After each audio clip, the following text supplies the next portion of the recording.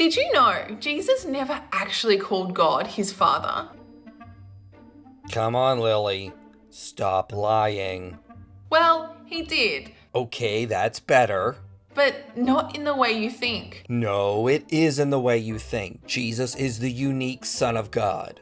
In Aramaic, the word Abba has two meanings, father and master. You know, I couldn't help but notice that Lily J is not doing her usual grift of manipulating Chat GPT to give her the answers she wants. Maybe because what she's saying is so obviously wrong, even Chat GPT won't help her this time. But let's check for ourselves. Hey Chat GPT, I have a question.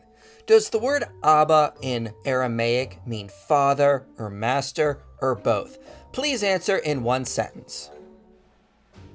The word Abba in Aramaic means father. So, there you have it, folks. Lily J's argument was so bad, even ChatGPT turned on her.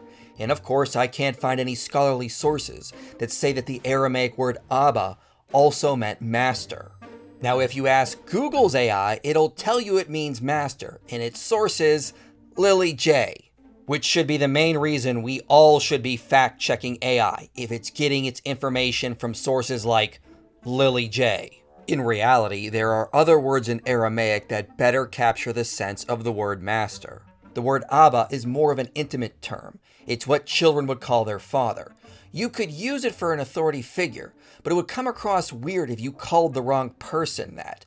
Sort of like what happened last week when the NATO chief called Trump this. Let him fight for about 2-3 minutes, then it's easy to stop him. And then Daddy has to sometimes use strong language to You have get to use stuff. strong language. Every once in a while you have to use a certain word. Now we all know what he meant when he called Trump daddy, but it was still awkward because really only small children should be using that term for their father. And I just want to say I'm very thankful he didn't use the word master, because then it would have just been twice as creepy. So when Jesus called the Father Abba, this implied a familial relationship. And that, of course, makes sense with the context, because Jesus also called himself the unique Son of God. So Muslims just can't escape this issue by pretending that Jesus was calling God Master, because he also called himself the unique Son of God, which would be committing shirk in Islam. Just another reason we know that Jesus was not a Muslim. Prophets and kings in the Old Testament also called God Abba, meaning master or creator or sustainer. No, Lily. The kings and most prophets spoke Hebrew, so they would have been using a Hebrew term, which carries a similar meaning. Yes, it can be applied to authority figures, but the word literally means father, not master. Listen to the Lord's Prayer. Our Father who art in heaven. This is the most important prayer in Christianity, meaning everyone calls God Father, not just Jesus. And that is because through Jesus Christ, we have been adopted into the family of God. So we can also cry out, Abba, Father, because we have now been made sons and daughters through the atoning work of Jesus Christ. If Father means this unique divine relationship, why would he include everyone else to say God in the same way? Because Jesus does claim to be the unique Son of God, and through him, we have been adopted into the family of God. Now, I think to myself, why do Muslims not call God Father? Well, they should if they claim to follow Jesus. And also, Surah 29:46 commands Muslims to say to Jews and Christians, we believe in what has been revealed to us and what has been revealed to you. So oddly enough, Muslims are commanded to believe in the gospel. So I guess that means they should be saying the Lord's Prayer. And this is the exact reason. Because of all this confusion, the final revelation shows absolutely no confusion and confirms the original message. No confusion, you say?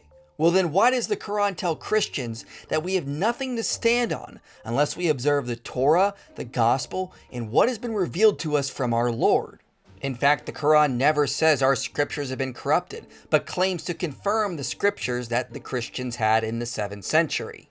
But when we go to our scriptures, we see they clearly contradict what the Quran teaches. So if we are to judge by the gospel, we must conclude that Islam is false. So no, Muhammad's supposed revelations did not remove confusion. They created more, and they gave Christians the perfect excuse to remain Christian instead of converting to Islam. You made it to the end of this video, which means this message matters to you.